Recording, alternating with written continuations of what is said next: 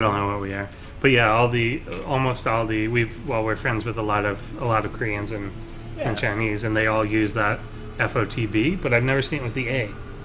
So does that mean that they came and then they went home and came back? That means they were so fresh off the boat that they didn't even they heard someone say fresh off the boat and then they actually misused it. Yeah, they haven't even acclimatized to know. And went home or something like that. I don't know what they did.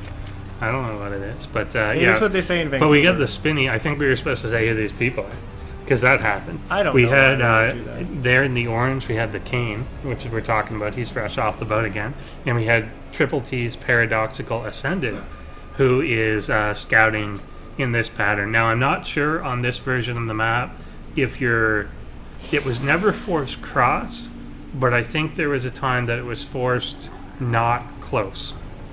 They were guaranteed to not be on the same side of the map as you. There were definitely different versions, and that was one of the versions, yes. So I don't know. Some of these, of course, were using the original maps, but they've been updated from the original version sometimes, because a lot of these were in the map pool for a long time. And in fact, without testing, it's almost impossible to know what it's going to do. But what we've got is the close air position spawn, and that's what's important.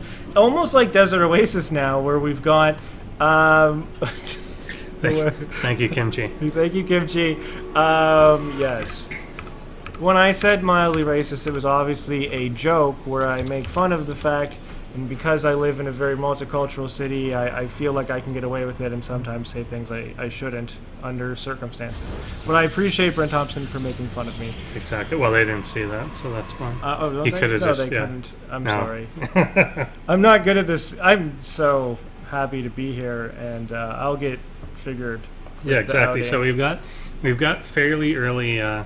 We got 6 lings coming out, trying to make their way across again. See if they can break on in to the other side. Which was kind of good, well said. But this is actually a very throwback strategy. Was you made you had to, because probably there was some zealots coming at you anyways. And of course it just controls too. If someone did go for an early nexus here as Protoss, even just these 6 lings will take care of it, because there's nothing really that you can do.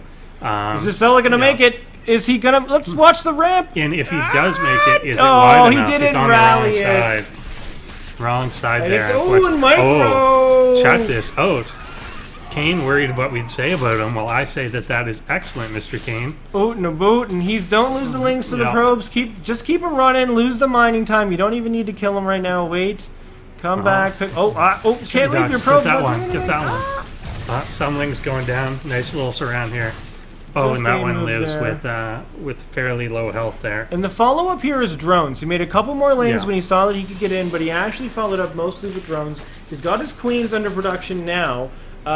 He's in the base again, and this is just a horrible start for a Protoss. Finally, the Mothership Core comes out. It's going to clean it up. This is an exact repeat of Desert Oasis.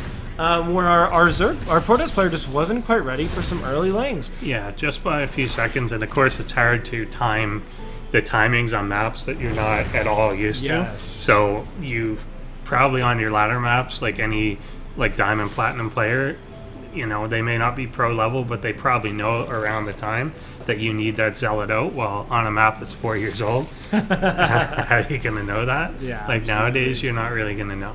So, but he does stabilize there, and there's not too much loss of workers or anything there. There's actually only 3 workers killed, so not a whole ton of damage was actually done or anything.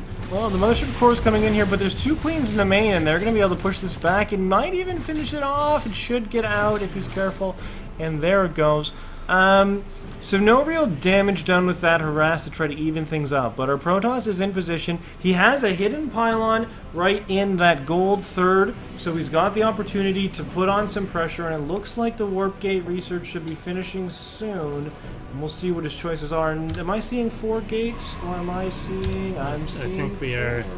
Yeah, we're seeing gates anyway. 3 of them are about to finish. And yeah, this is a good location. I remember putting pylons in exactly that spot. He does also have control of the watchtower in the middle. So controlling vision on that lane here so that he has an idea of what is coming out. And again, these wide open naturals may make it really hard for Zerg to hold this off. There's no static defense.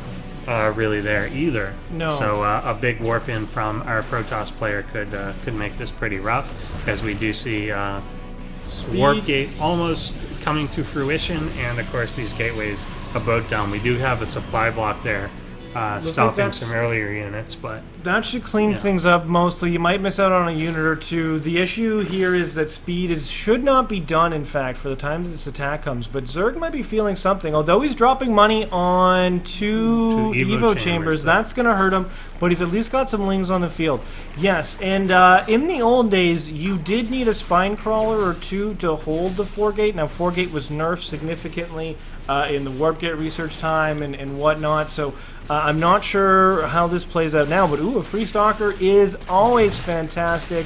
This might, though, give the heads up that really we only need zealots. Yeah. Why? And we've got a forge. He did actually, he's got the forge now, and he warped in at home instead of on that forward pylon. I think that was a good time for him to be moving forward and attacking. At least this army should be moving towards that pylon so that he can reinforce from that position. Yeah, the 4-gate to defend your base, it's never really been the strategy, but little whiff on the time warp there, unfortunately, but we'll kind of shove the lings back, and they can't really engage this. There's too many zealots there, but they're going to be looking to do some sort of run by. If he leaves one zealot back just to guard that, and he will warp in at the top of the ramp here. If he just leaves one of these back, he can actually move out with the rest of this. But with that space, maybe he can actually. That is true. That is a little wide.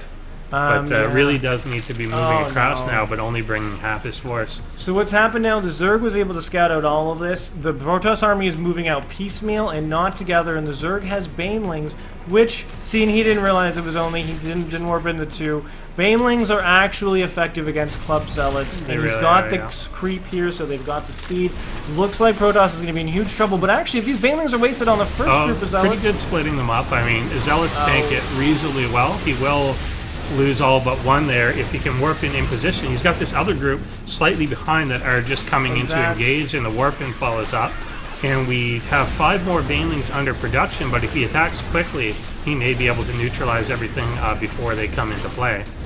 Particularly, he does have, there's one detonating there. These other ones will spawn and almost immediately detonate on the group. But still not actually, the aggression isn't really over yet. The 2 lings back here, I wouldn't worry too much. A big warp in at home, unfortunately. I think one would have done it, and he could have actually continued a little bit. Yeah, now he's going to lose his pylon. He's lost his pylon. He's on one base. He's got no economy. He's facing what's going to be a 3-base Zerg, although he hasn't expanded the drone production yet. He's building the cannons at home, and this is not going to look... Oh, he's feeling it. He can tell that things went wrong. That was an attack that could have worked. Yeah. The groups were split up. He was distracted by the lings running around. The warp gate was maybe a little slow. Did he just Baneling burst the mech statue? I think he's forgotten that they're like these destructible doodads. They kind of got rid of them because they don't really exist. All they've got is a little rock that blocks. See, what he should have been doing is triple pylon blocking the ramp of the Zerg and then putting a cannon there, which was everyone's... I mean, the number of times that Idra just called GG immediately. Yeah. That is enough speed banes to smash his way through any wall. Yeah. Well, not any wall, but any wall that's conceivable. He blows up a gateway instead just for the fun of it. Is he going to get a good number of workers? Banelings do come in. The Banelings do have speed, but they're just going for the localized targets here. The Lings will be able to take out the workers at a later date.